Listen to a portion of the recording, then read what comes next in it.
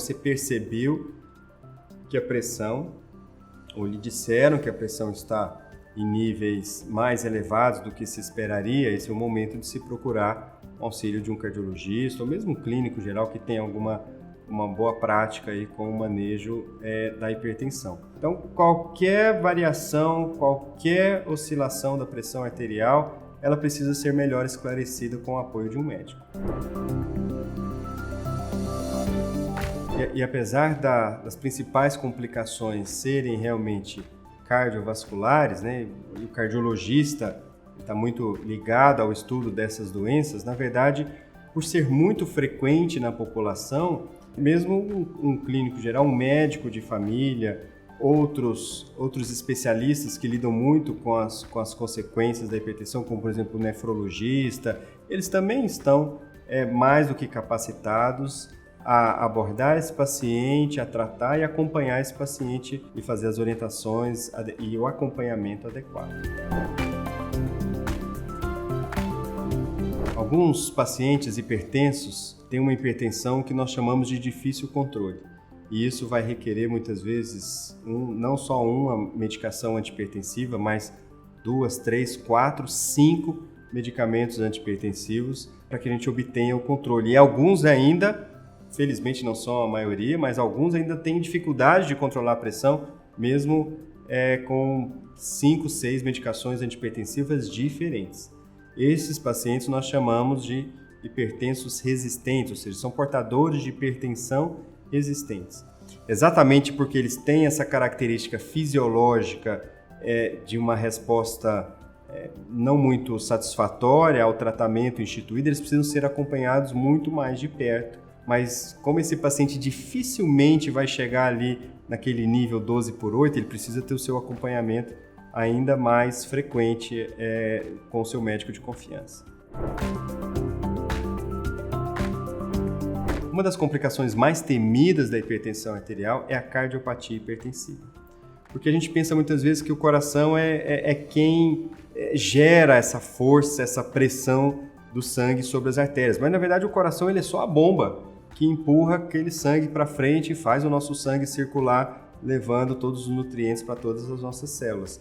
Mas o coração ele é na verdade tão vítima quanto outros órgãos, quanto as próprias artérias, destes níveis elevados de pressão arterial. Então a pressão, mesmo que seja a pressão nas artérias, essa pressão ela é transmitida, né? O coração sofre também porque ele vai precisar de mais força para ejetar aquele sangue contra aquela resistência que a pressão arterial elevada oferece, e isso vai levar muitas vezes a uma hipertrofia do músculo, ou seja, o músculo vai ficar primeiro precisar ficar mais musculoso para dar conta daquela pressão, só que posteriormente ele pode entrar em mecanismos de dilatação e inclusive insuficiência cardíaca decorrentes única e exclusivamente do efeito da hipertensão sobre o músculo cardíaco. Isso é o que nós chamamos de cardiopatia hipertensiva e é extremamente preocupante e precisa também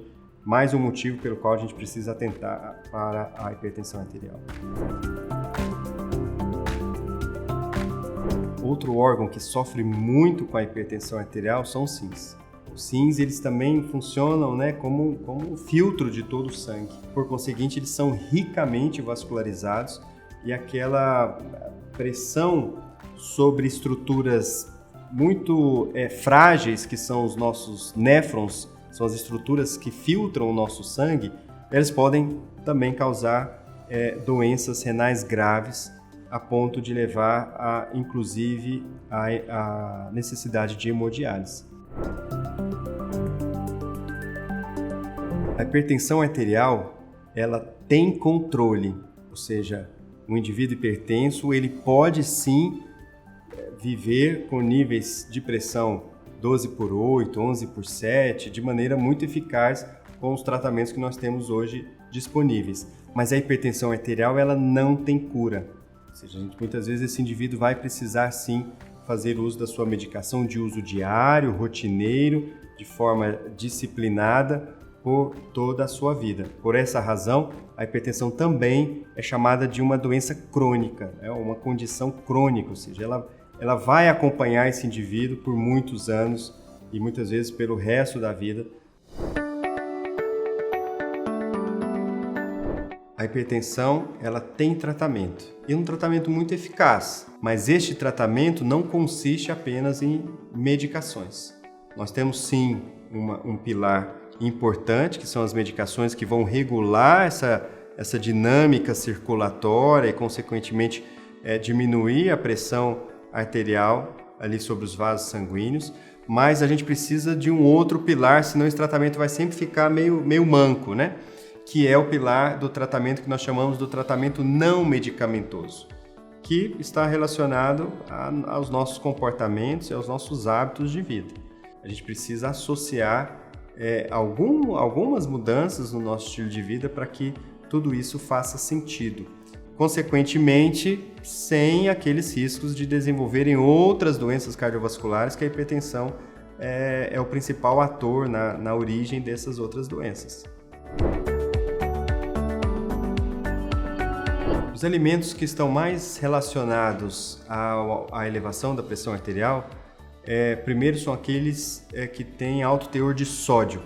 Qualquer alimento industrializado, de uma certa forma, ali feito para durar, né, alguns meses, de certa forma, se você olhar ali no seu rótulo, ele tem um teor de sódio um pouco mais elevado do que seria o recomendado. Então, o sódio vamos dizer assim, o principal vilão, mas ele não é o único. Também contribuem para a elevação da pressão arterial alimentos que nós chamamos de alimentos processados ou aqueles alimentos ricos em gorduras saturadas.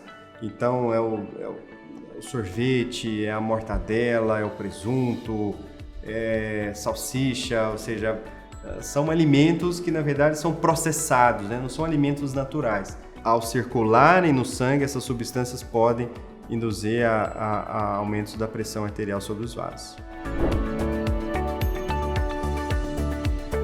Existem aqueles alimentos que, inclusive, várias pesquisas sérias mostram que podem contribuir com o controle pressórico. Beterraba, o alho, derivados do alho, chá verde, tem que tomar cuidado com os excessos, obviamente.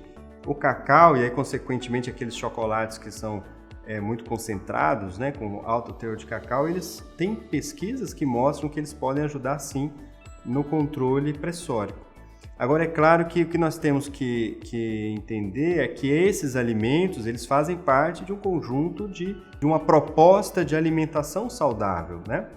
E que eles não substituem outras orientações que o seu médico possa vir a fazer em relação ao seu tratamento. Por exemplo, você tem que tomar um remédio? Ok, você vai tomar um remédio e você pode sim lançar mão desses alimentos, vamos dizer assim, que podem ter um impacto ainda mais positivo sobre a sua pressão arterial, como auxiliares, né? Não substituir, né? Olha, eu vou parar o meu remédio, vou tomar agora só suco de beterraba. Não é bem isso.